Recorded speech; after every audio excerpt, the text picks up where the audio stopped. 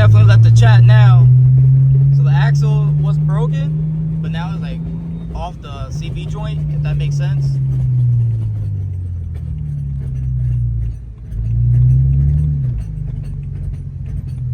Hopefully you guys hear that. So basically, like if I floor it, like she ain't going nowhere. So I can still limp it home. I can still do, you know, like 40, 50, but like when I try to like give it gas, like that CV joint is just like spinning. So the rest of the wheels, since it's like open differentials and everything, the way that the X drives work, since it's open differential, it still won't put all the power to the other wheels. It's trying to put that power to that loose CV joint. So let's make it home, hopefully safe. Let's get it on the lift and let's get the new axles put in.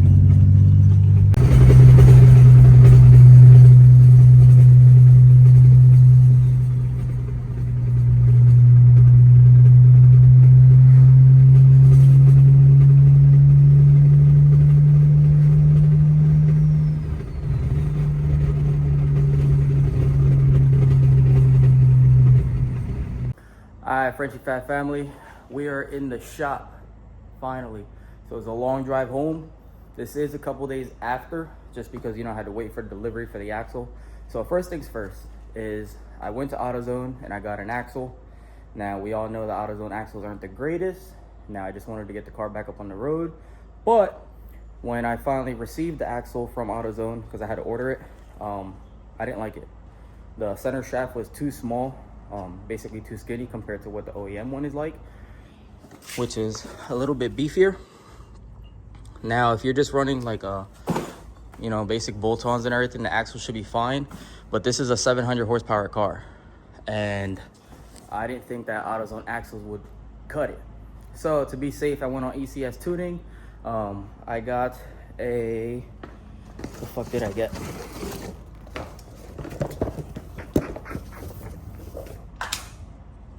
Not sure if you guys can see that. It's a track motive axle.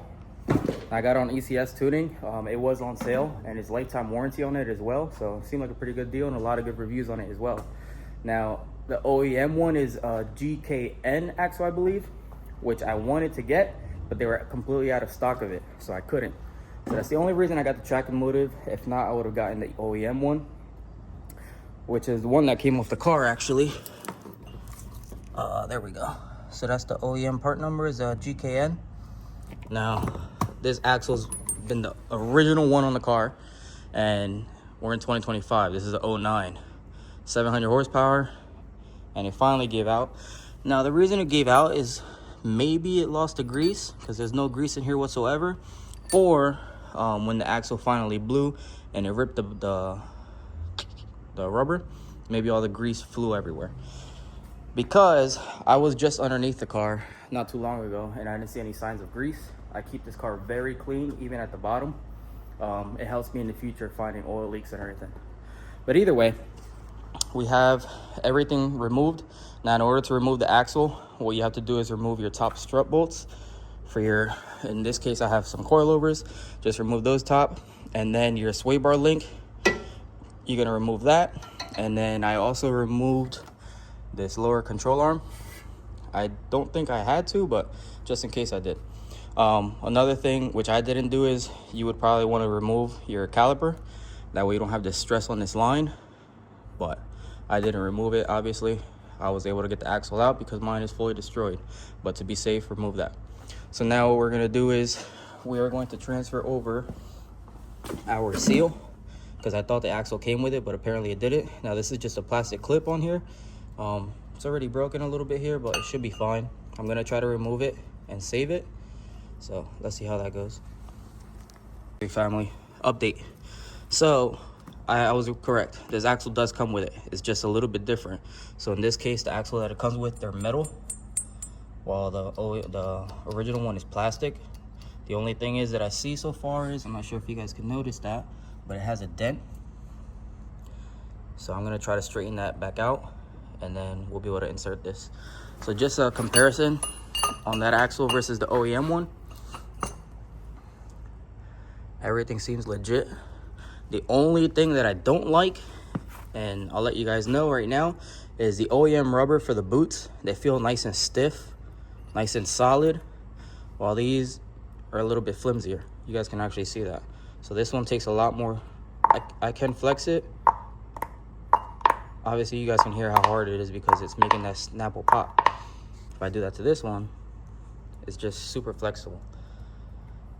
So it's more like a silicone, while this is like a hard plastic rubber. I'm not sure if that's a good thing or a bad thing. Maybe this thing can fail in the future, you know, start to crack a lot easier than what this would. I have no cracks on these boots.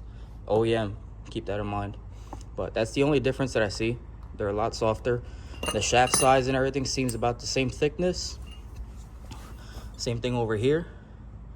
The only thing that I like better about this one is the OEM one, when it's tapered off, is like a real sharp taper, while this one smooths out a little bit more, if that makes sense.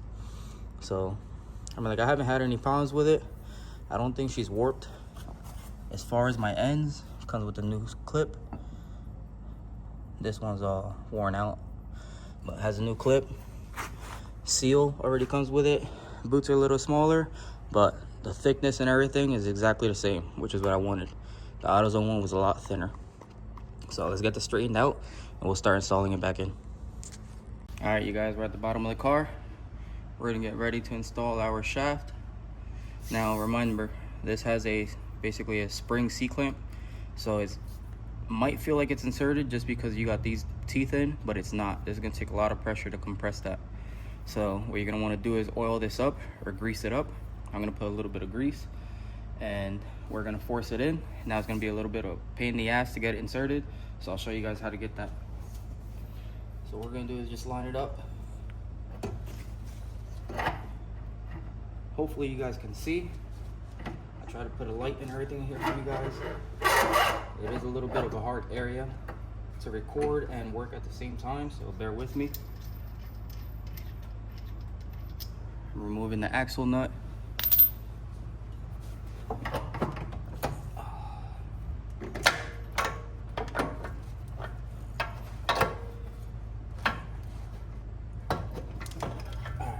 Just like that, the axle is in.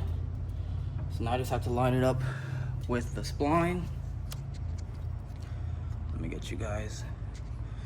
Now basically I just have to line up my spline down in here.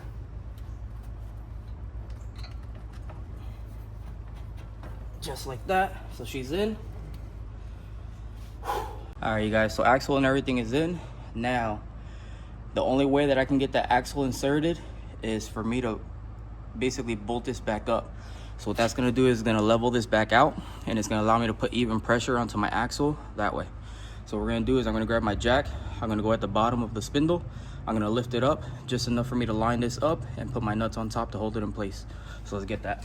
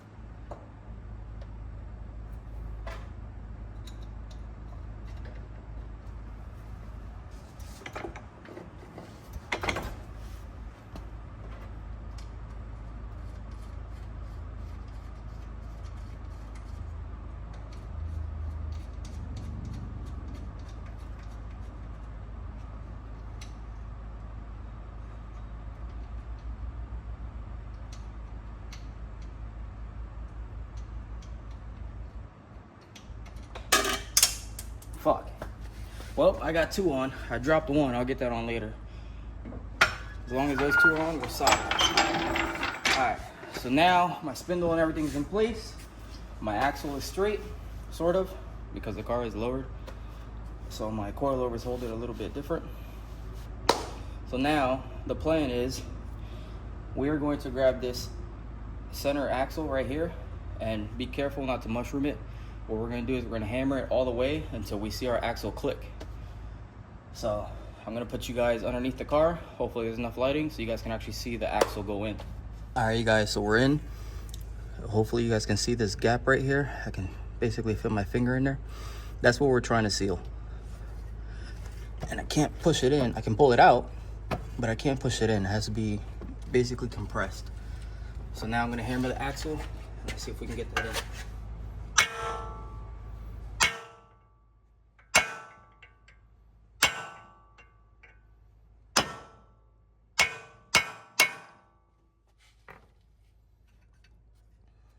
Just like that, she's seated. It's just a recap. So basically I just grab an extension. This one's broken, so this is basically what I call my punch. And I grabbed myself a mallet. So I put that on the center, and I just gave her some very strong love taps just until it clicked in, which is plenty. It won't hurt the axle as long as you don't mushroom tip any of this. It's a lot safer to do it this way than to try to hammer it on the side of the boot and accidentally end up tearing it. Now you're screwed on a brand new axle. So this is the easiest and the safest way. So now that I hammered it all the way out, I have no fucking threads and my splines are now lost. So all you have to do is go to the back of the axle, grab your axle and slide it back through. It's that easy. So now we can grab our new nut. We're gonna put some grease on here so that when we torque it down, it's actually gliding real nice and smooth, and is actually pulling our axle. It's not just basically getting, how do you say it, binded. It's not binding to the actual metal because it's so dry. It's gonna have some nice grease on there, basically if you're doing head studs. So let's get some grease and let's tighten that down. Oh, I can't find no grease, so we're gonna use good old WD-40. Spray the shit out of it. Spray the shit out of that. Screw the shit out of this. Now, torque spec for that nut calls for about 18 ugga-duggas. So, full battery, 550 foot-pounds Milwaukee, and a big-ass socket. So this is a 36 millimeter. Actually, a 36 millimeter was for the OEM. I didn't check to see if it's the same for this, which it is. So it's a 36. Now, like I said, 18 ugga-duggas or so. If you have a DeWalt or a Ryobi, you're probably gonna need 18 batteries.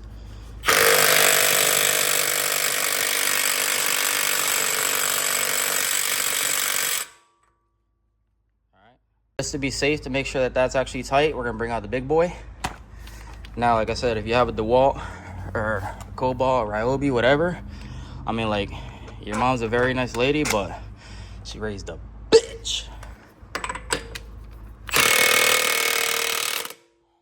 That bitch is definitely tight. So now, to make sure that this bad boy never comes out, your axle has these two grooves cut into them. So basically what you're gonna do is you're gonna grab a flathead screwdriver, preferably something that's meant for hammering, like this. What you're gonna do is you're gonna indent it. What that's for is so that the axle never comes loose while you're, driving or making so much power. It's just a security. So we're gonna grab that bad boy and we're gonna indent it, something like that. Now you don't have to go crazy like I did. It's just that my flathead screwdriver is pretty sharp.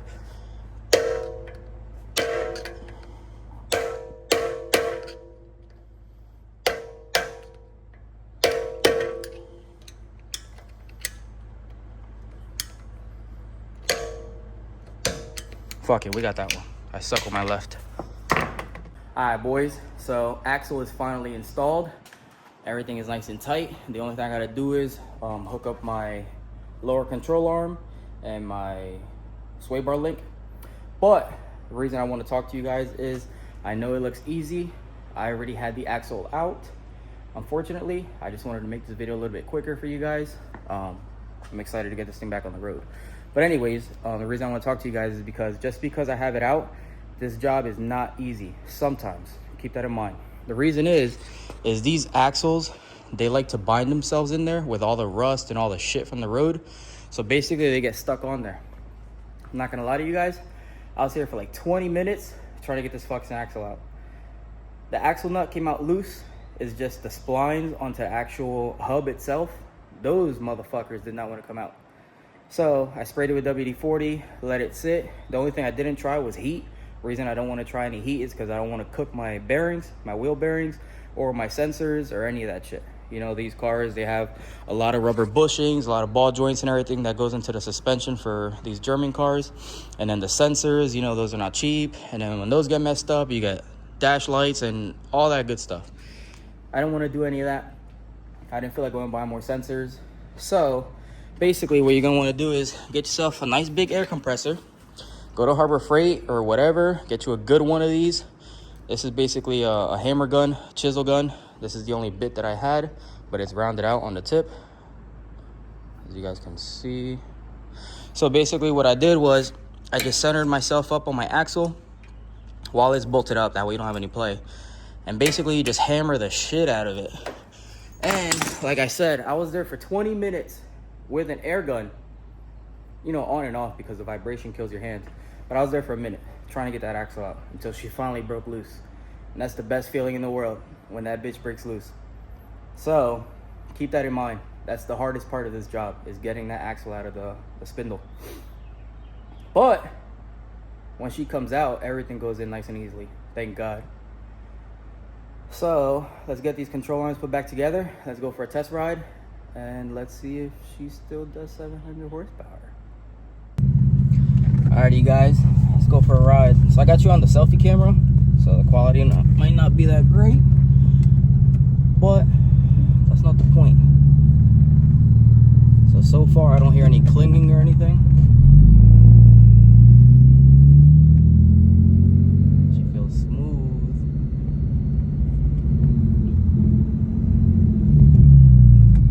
I'm gonna take traction control off.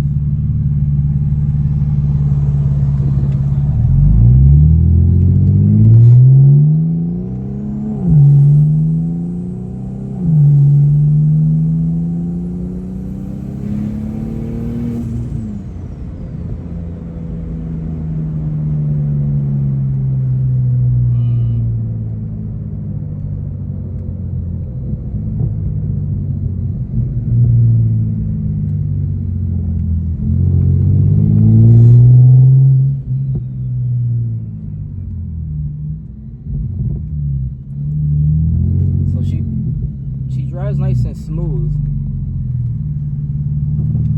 but when I went to just do a pull, and it felt like it was just spinning, but the tires didn't move. So let's do another pull.